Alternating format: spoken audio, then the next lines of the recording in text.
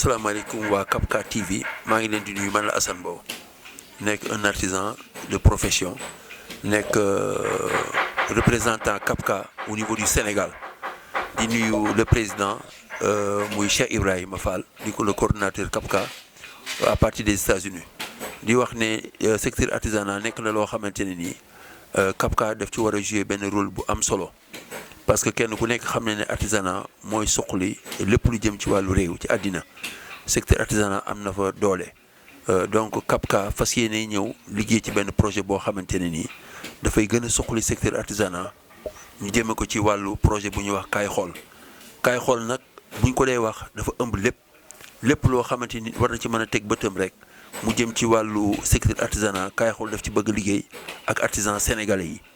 ba tax na moo tax projet bi dañ koy saluer di wax ne man côté bi ma féetee muy wàllu cordonnerie ak maroquinerie loolu laa ëpp ci li ma yëngatu cordonnerie nag moo jëm ci lépp luy defar dàll maroquinerie moo jëm ci lépp luy defar sac ceinture et cetera métier bi nag am nañ ci expérience parce que def nañ ci plus de 40 ans kon xam nañu ko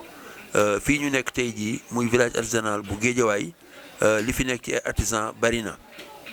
parce que boo jëlee corps de métier yëpp ñi ngi fi ñiy def art ñi ngi fi mu ñuy def les masques ñi nga xamante ñooy def la bijouterie aussi ñi ngi fi ñi nga xamante aussi ñooy def ci liggéey ci wàllu lépp lu jëm ci wàllu jëmbe ñi ngi fi donc daal fii dafa regroupé artisan yëpp la boole regroupé ba tax na daal ñi ngi wax ne projet bi nga xamante am nañu ko ak Kapka muy kaay xool ñu war ko def aux États-Unis nekk na programme boo xamante ne nii yàlla mën na dogal bu ñu ci jàppalee ñu ànd ko ak les ministères ak les directions de l'artisanat dina am beneen taxawaay ci États-Unis parce que États-Unis am nañu benn projet boo xamante ne nii ñi koy AGOA muy African Ground for Opportunity loolu bi ñu ko taxawalee ak léegi Sénégalais yi niñ ci war a gisee seen bopp gisee wuñ ci seen bopp loolu moo tax ku mel ne Cheikh Ibrahima à partir des États-Unis mu am visibilité fas yéene taxawal programme yi ñuy wax kaay xool su boobaa projet boobu je pense que ne artisanat mën na cee jaaree vraiment am beaucoup plus de visibilité ak de représentativité au niveau des États-Unis kon vraiment ñi ngi am satisfaction ci reportage bi nga xamante ñi ngi koy def jëmale ko ci secteur artisanat bàyyiwuñu kenn nag ndax dañoo wax ne secteur bi plus de 120 corps de métier la mais bëgg nañu corps de métier bu nekk projet bi nga xamante mën nañu wax kaay xool à partir des États-Unis bis bu programme bi taxawee ñu jël ay nit fii ànd ak ñoom ñu dem aux États-Unis présenter produit boo xamante ne nii vraiment américains yi dinañ ko apprécier te dina nekk loo xam ne continuité lay dool nga xamante ne nii li ñuy wax handmade dina gën a am valeur aux États-Unis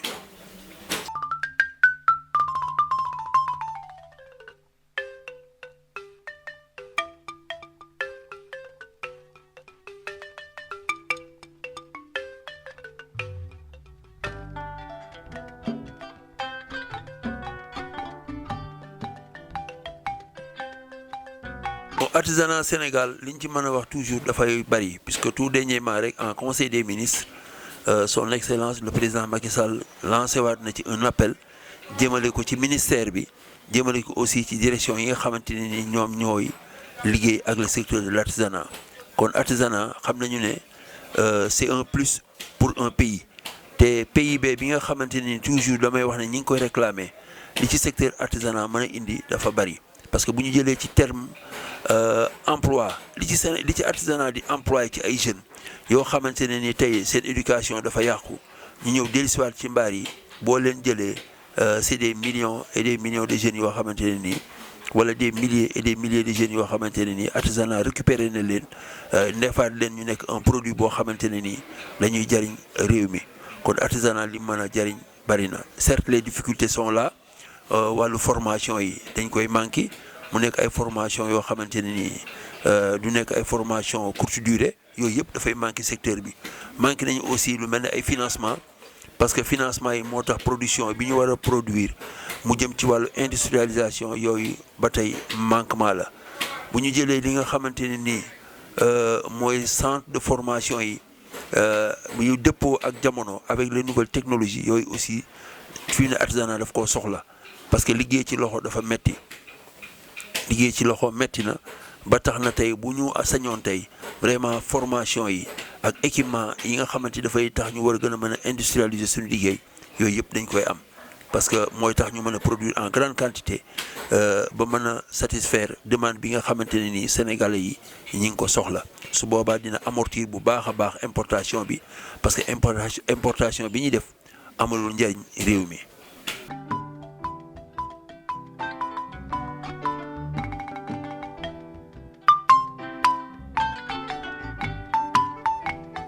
waaw artisanat mi ngi avancé parce que léegi la artisan yi gën a xarañ ci liggéey bi te artisan yi léegi li ñuy liggéey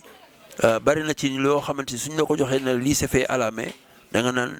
c'est pas vrai te bari na loo xamante ne ni malgré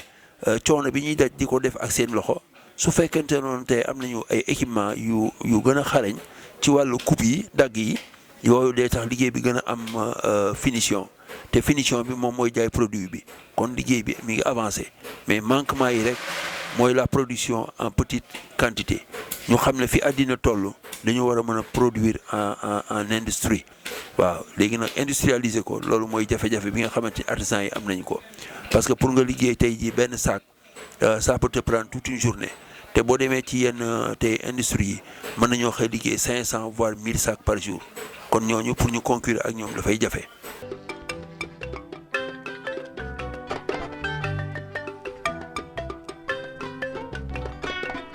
li nga xamante war nañ ko soulever mooy ay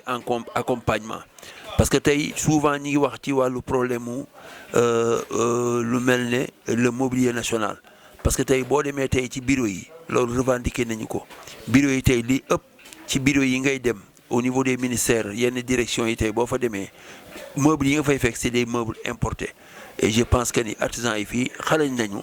donc tey loolu war nañ leen ko mën a jox ñi di ko liggéey mais à travers une banque des banques qui peuvent leur amortir ou alléger les conditions d'accompagnement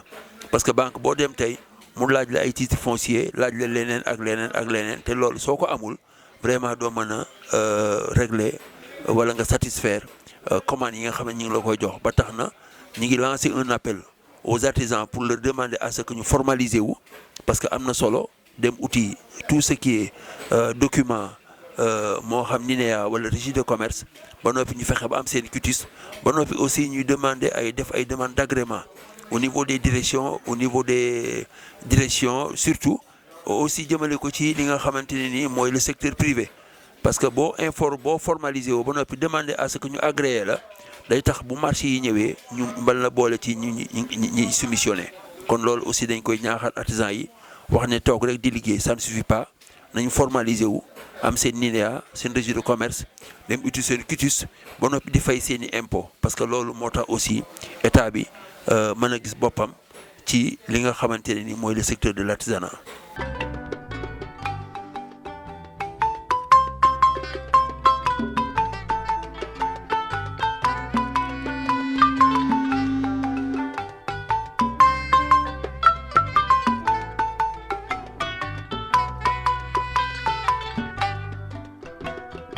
waaw sama dernier moom mooy vraiment maa ngi remercier sama frère yi ma nekkal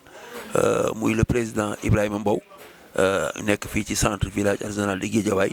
ak képp koo xamante ne nii rek yaa ngi liggéey ci secteur bi parce que tey ñun je représente le collectif des cordonniers et maroquiniers du Sénégal et je suis membre aussi à la confédération CONAMAS confédération nationale des artisans et maîtres apprentissage du Sénégal mu nekk benn confédération boo xam ne dafa regroupé ay association ay fédération mu am représentativité au niveau national comme au niveau international mu nekk fa président commission art chargé à la communication ñuy santal bu baax aussi ñi nga xamante ni vraiment ñi ngi bàyyi xel secteur bi muy les ministères malgré aussi ñi ngi ciy def seen effort di remercier aussi ñi nga xamante ni ñoo yore yenn agence yi di wax ne nañu gën a geesu secteur bi parce que lii xew lu ci bëree duñu am information te bokk na ci recommandation yi nga xamante ne ni borom réew bi mi ngi koy joxe muy ñu gën a geesu secteur bi artisans yi aussi gën a am place yenn structures yi parce que loo defal nit ki te li ngay defal boole woo ko ci du tax moom mu gis ne li nga koy defal vraiment agsi na ci moom loolu bokk na ci contrainte yi ba tax na daal nañu fa artisans yi ñu jox dugal leen ci yenn structures yi bu ñu ne jàpp rek ne artisans yi jànguñu artisans yi ay borom xel lañu bari na ci ñoo xam c'est des diplômés soit ils ont leur bac donc soit ils ont d'autres diplômes yoo xamante ni man la leen permettre ñu toog jàppale état ci yenn structures yi pour que résultat bi ñu bëgg secteur artisanat mu nekk un résultat très positif.